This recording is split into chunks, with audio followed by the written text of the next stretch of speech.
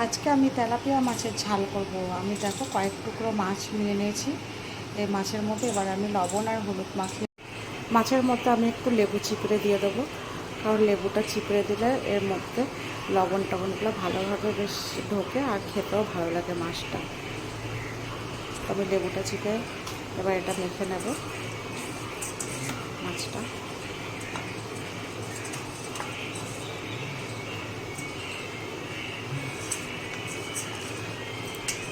তো কিছুক্ষণের জন্য এটা আমি রেখে দেবো যাতে লবণটা ভালোভাবে ঢুকে যায় মাছের মধ্যে।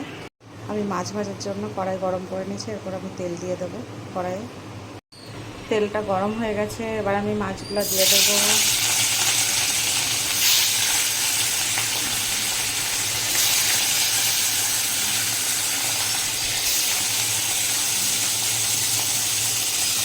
মাছগুলো ভাজা হতে থাক, এদিকে মাছটা ভাজা হতে থাকে, এদিকে আমি মশলাটাও করে নিয়েছি। আমি গোটা জিরে নিয়ে নিয়েছি, অল্প একটু আদা নিয়ে নিলাম আর কয়েকটা কাঁচা লঙ্কা নিয়ে নিলাম। এবার আমি এটা বেটে ফেলবো। তো আমার মশলাটা বাটা হয়ে গেছে, এদিকে আমার মাছটাও দেখো ভাজা হয়ে গেছে। মাছগুলো এবার আমি তুলে ফেলবো।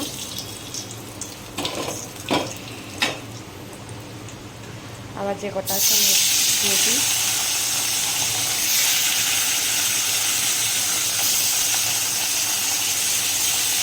মাছের জন্য আমি একটা পেঁয়াজ, একটা টমেটো আর 4টে কাঁচা লঙ্কা চিড়ে নিয়েছি। তো আমার এই মাছগুলো ভাজা হয়ে গেছে, আমি তুলে ফেলবো এবার।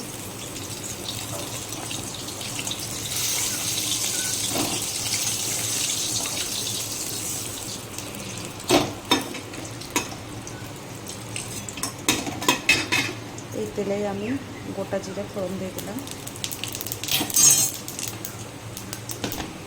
এরপর আমি পেঁয়াজ কুচটা দিয়ে দেবো। তো পেঁয়াজটা একটু ভেজে নেব। আমার পেঁয়াজটা ভাজা হয়ে গেছে, এরপর আমি টমেটো আর কাঁচা লঙ্কাটা দিয়ে দেবো। তো এটাও একটু আমি ভেজে নেব। তো এটাও আমার ভাজা হয়ে গেছে, এরপর আমি লবণ আর হলুদ দিয়ে দেবো।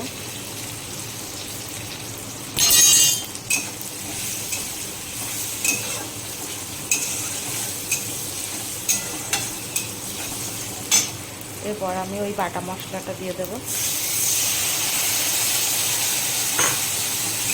এবার মশলাটাকে আমাকে কষাতে হবে কিছুক্ষণ।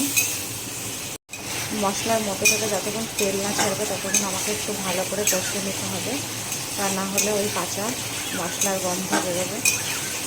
তো এবার মনে হচ্ছে আমার মশলাটা প্রায় কষানো হয়ে গেছে। দেখো মশলাটাকে তেল ছেড়ে দিয়েছে, আর এর মধ্যে আমি কোনো কালার ইউজ করিনি। এবার আমি জল দিয়ে দেবো।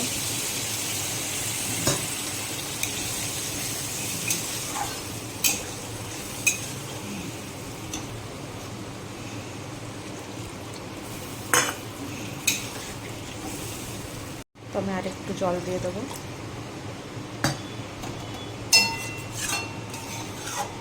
তো এবার ঝোলটা ফুটুক। তো আমার ঝোলটা এবার ফুটে গেছে, আমি এবার ভেজে রাখা মাছগুলো দিয়ে দেবো। দিয়ে একটু নেড়ে আমি কিছুক্ষণের জন্য একটু ঢেকে রাখবো। তো এবার আমি মাছটা ঢাকনা খুলে দেখবো।